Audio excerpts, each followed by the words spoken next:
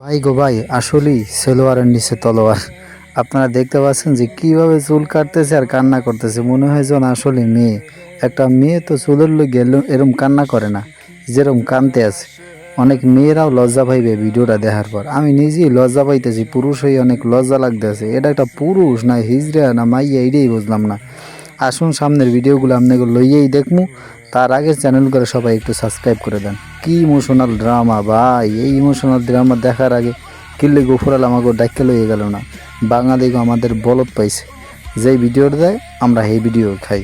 আসলে আমরা বোকার দল মনে হয়। যতই কোক এরা ট্রান্সজেন্ডার আসলে না, আমি মনে করি এক ট্রান্সজেন্ডার আসলে। আর নাইলে চুলের লোকে কান্না করতেন। আমার মনে হয় ভিতরে মনে হয় ছিদ্র মিদ্র আসেনি, জানি না। আপনারা কমেন্ট করে জানাইয়েন। কিছু মানুষ আছে যারা আমার অতীত নিয়ে টানে, কারণ আমার বর্তমান তাদের সহ্য হয় না। আমি যা করছি আর যা করি সবই পাপ, আর আপনি তো চালচালা জান্নাতে যাবেন, তাই না?